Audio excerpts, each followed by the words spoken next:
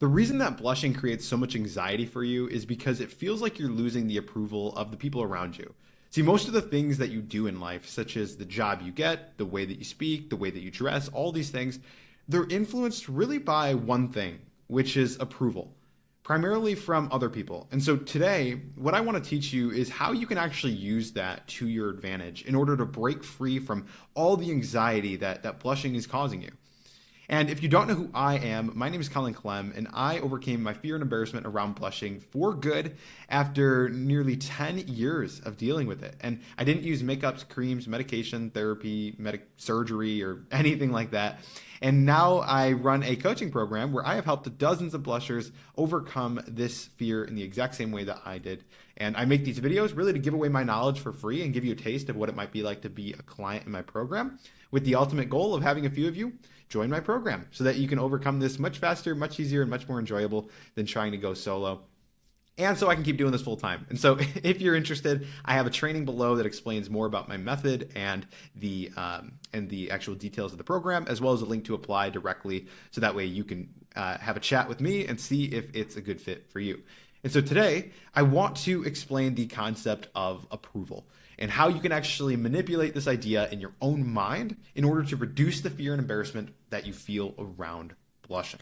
So let's talk about approval. We are biologically wired to seek acceptance and avoid rejection. This is something that has gone back to when we were first starting out as humans. It's the way that we evolved in order to survive. Because thousands of years ago, in order to survive, you needed to be a part of a community. You needed to be a part of a group. If you were just solo, the odds of you surviving were very, very slim. I mean, the odds of survival in general thousands of years ago were slim because, if a group of animals came and tried to attack you and you're solo, you're done. But if you're in a group, much higher likelihood of survival because you can outnumber them. So the larger the community, the easier it is to, feel safe. And so because of that, we always want to feel like we belong. And so what we're doing as humans, the way we've been programmed for thousands of years, is we try to get everybody else to like us. We try to do things that are acceptable among the group so that we can be welcomed. And then you try to do some things in order to gain status within the group, to rise above the other people in the ranks in terms of who is most respected and who is most valued in the group.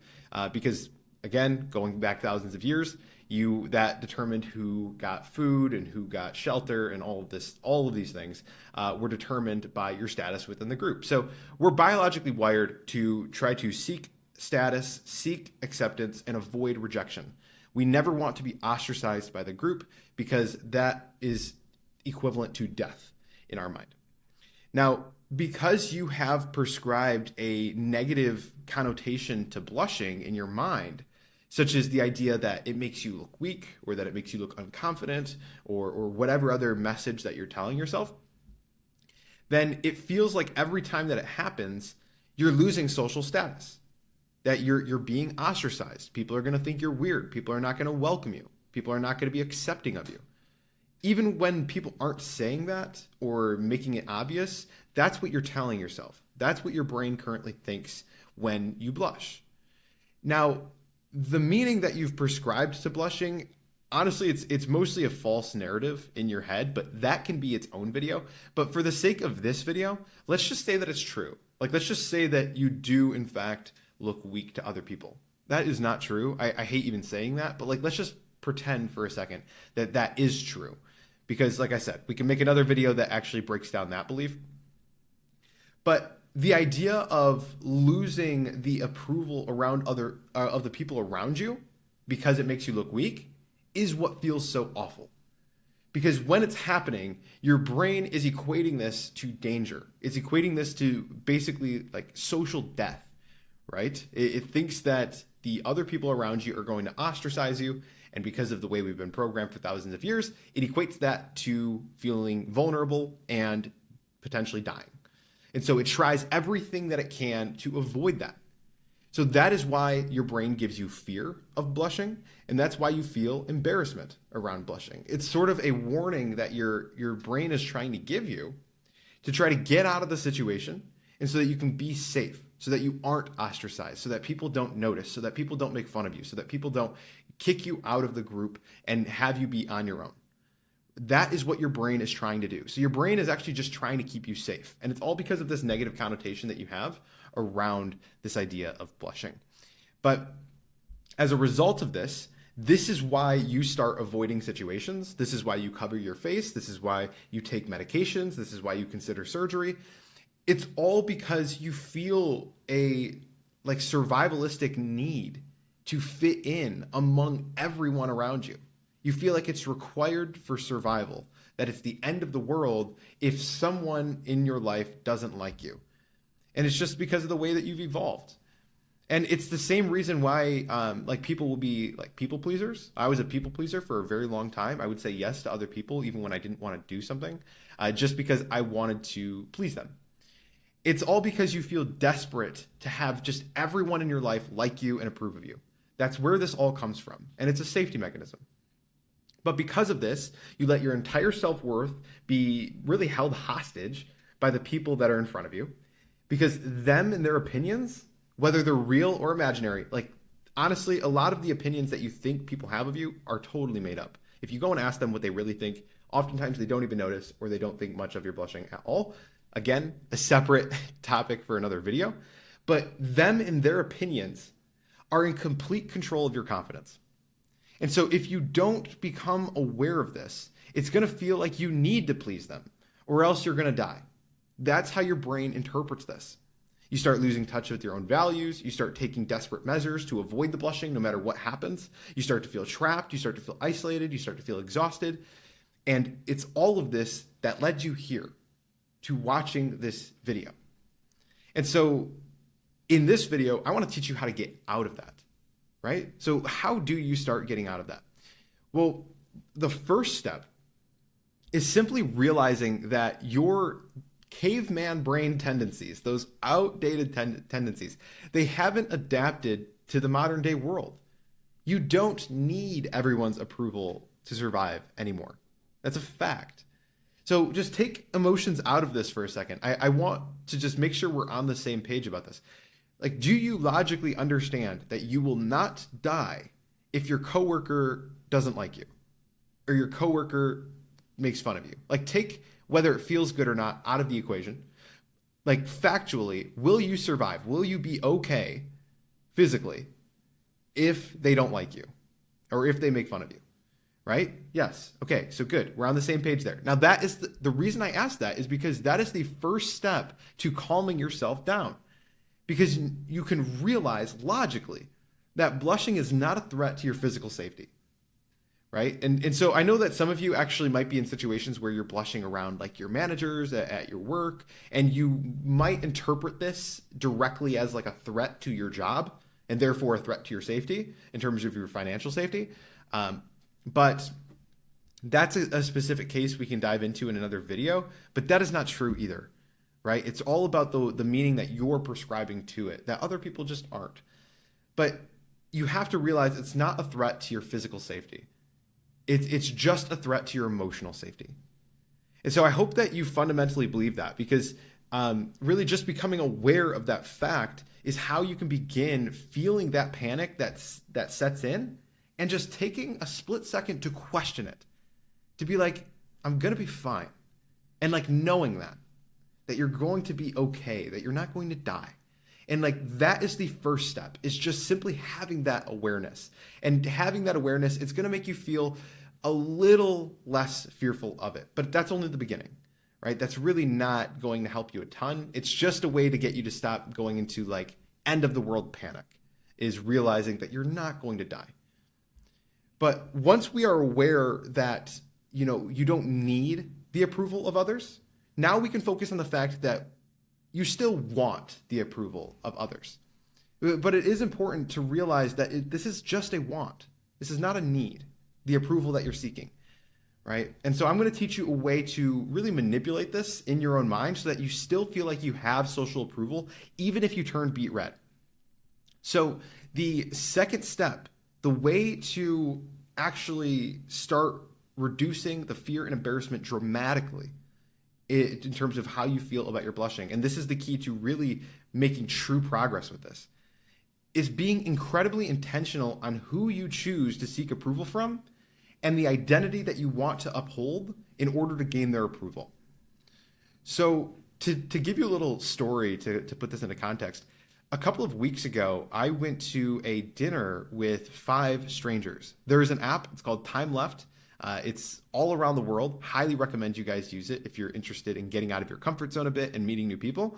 But I just moved to a new city. I have to make friends, right? Otherwise, I will be forever alone. So I started going to dinners every Wednesday with 5 random strangers. It's an app where they just send you to a restaurant and they don't tell you who you're meeting, but it's all people around your age that also are doing the same thing. And so I go to this dinner and we have this sort of like awkward moment where nobody's really speaking.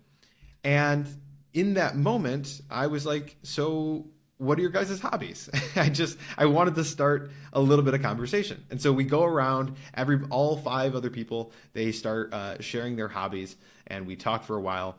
And then it comes back around to me and I try changing the subject because I just don't really have any hobbies. And when I go to try to change the subject, they call me out. They're like, whoa. You're changing the subject. What do you like doing? What are your hobbies? And so instantly I start feeling, all the eyes on me. I feel a little bit called out. And then I'm like, I actually don't really have any hobbies. That's why I was asking to see what you guys do. And they're like, what? You do nothing? There's no hobbies that you have?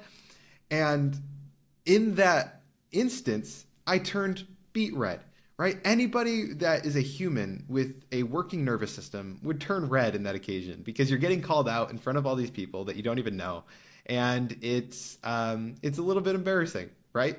And so I felt myself turning beet red. And it's something that I want you to know is that still to this day, I got the thought of, Colin, you're turning beet red right now. Like everyone can notice. I had that voice still to this day. But old me would have freaked out. Old me would have gone into an absolute panic and saying, oh my gosh, all these people at this table, they're going to judge me. They're going to think less of me. They're going to know I have this weird issue, quote unquote. They're going to ostracize me from the group and I'm going to die. That's what old me used to think years ago. But this time, 2 weeks ago, I sat there, I felt my face turning beet red, I felt everybody looking at me, and in the moment, I saw it as an opportunity to be a leader for you guys. The identity that I want for myself is not somebody who just fits in with whoever is around. I want to be a leader. And the people that I'm doing it for are not the people at the table. The people that I truly care about are you guys. You guys are the ones I'm doing this for.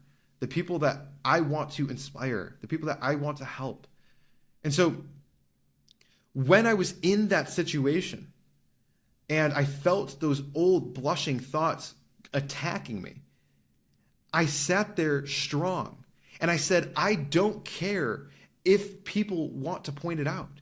I don't care if these people notice because I don't need their approval. I only care about your guys' approval. And you guys would be proud of me for standing strong in that moment. And so in that very second, I saw it as an opportunity to build the identity I wanted, not a threat to my existing one. And so I sat there and I looked around at everybody and I kept talking and I was like, yeah, I guess I go to the gym and I try to go to coffee shops and journal. Like that's what I try to do. But outside of that, I just work. And that's what I said. And I just remained confident and I smiled and laughed and I just looked at everybody. I didn't avoid eye contact. I didn't try to fight it.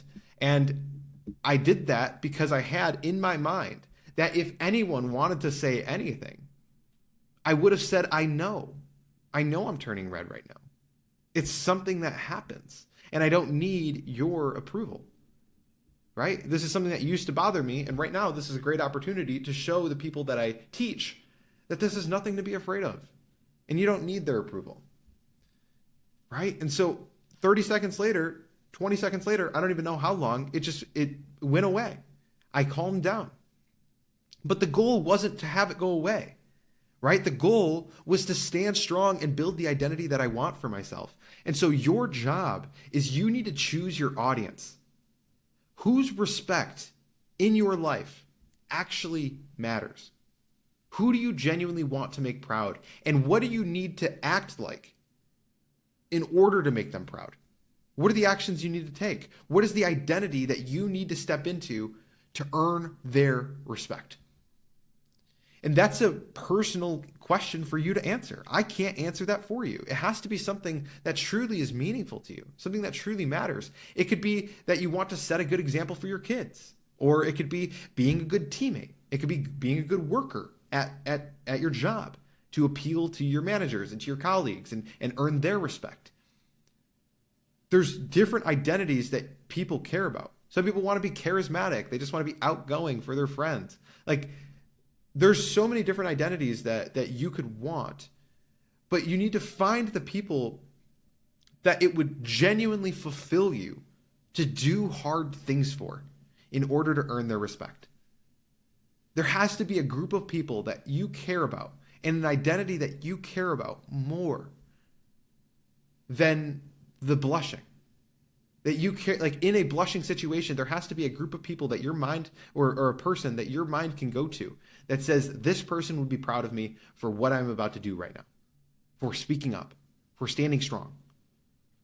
And once you identify the people that you truly care about, seeking their approval from, you must be willing to trade the potential judgment from the people that are in front of you for the praise of the people who matter most. Being willing to sacrifice some people's approval of you is uncomfortable, but it's crucial. You must do it. Because that is why it is so important for you to find somebody that you truly care about. You have to find somebody that truly matters to you, or an identity that truly matters to you, because it has to be stronger than the discomfort of sacrificing the approval of the people in front of you, potentially. Right? And again, this is all assuming that what you're so afraid of is actually true, that the blushing makes you look weak and unconfident and all of these things. And I still think it doesn't, but let's pretend that it does. You must be willing to sacrifice their approval of you in order to gain the approval of other people. Now, you might be like, okay, Colin, like this makes sense, but if I didn't blush, I wouldn't have to sacrifice approval. And to that, I want to say that that is not true either. You will never be able to please everyone all of the time, and you will make your life a living hell if you try to do that. Because what happens is then you take on basically multiple personalities. You act differently depending on who you are with or what environment you're in, out of the desperation to fit in. So you're trying to be funny with this group of people and then professional with this group of people. Or you're trying, and sometimes that's okay, right? You have personal life and you have professional life. Sometimes that's okay, as long as it's not this drastic contrast, right? Because think about times in your life where somebody's like, you do something, you say a funny joke around your friends, and then you go to another group of friends, and one of your friends is with you, and they're like, oh, tell them about that joke that you said, or that thing that you did, and you're like, no, there's no way I'm saying that. Why? Why do you now feel embarrassed about it? Because you're trying to uphold different identities around different people. And that is tiring. That is tiring. You're not being authentic to who you are in what you actually want to do, in the way that you actually want to act. You're just changing how you act depending on who you're around in order to gain their approval. And that is tiring, right? And it's also going to lose the respect of the people that you actually look up to. Think about the people who you truly value in life.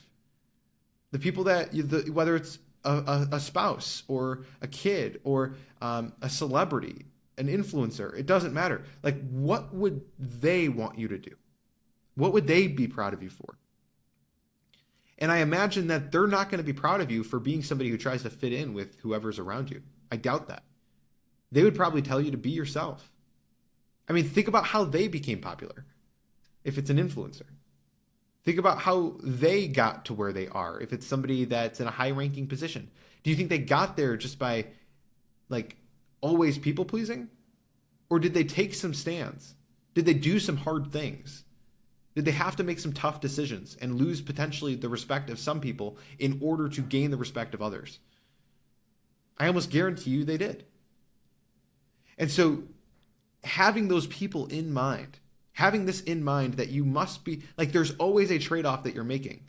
And you just have to be more conscious on the trade-off that you're making. This is what becomes really your anchor in those uncomfortable moments. And as you're getting more comfortable with this practice of just like sacrificing one person's approval for another person's approval, in my opinion, it's best to focus on your desired identity first, and then find the people who would approve of that identity. So, for example, earlier this week, I actually posted a video on my personal Instagram just about how fed up I have been with how undisciplined and unfocused that I've been recently for months now. And I posted it because I felt like I needed to get the message off my chest. Like it felt like this part of me that I was hiding, that I truly wasn't productive, that I was posting all these things and it just putting up an image that I wasn't upholding in private. And so I wanted to be open. And that's something that I value. Like an identity that I want for myself is someone who is openly vulnerable, who can share their thoughts, who can admit their faults publicly without shame. Like that is the identity that I strive for. And so I posted this. I ranted and I talked about what I'm doing, what I'm dealing with, admitting all of my mistakes and the way that I've been acting recently and how ashamed I am of it. And I posted it on my personal Instagram for all my friends, all my family, all my network connections to see. And I was like, oh no, did I make a mistake? Like this is how I felt about an hour later. I was like, people are going to think I'm weird. Maybe I should delete it. But I told myself, no, because I wanted to post it for me. And to support that decision, I reminded myself that the identity that I want for myself is to be truthful. It's to be open and honest and not hide and not cower away from what others might think of me. That is not what I want. And I reminded myself that there's going to be some people out there who will relate to me and who will be so thankful that I posted that.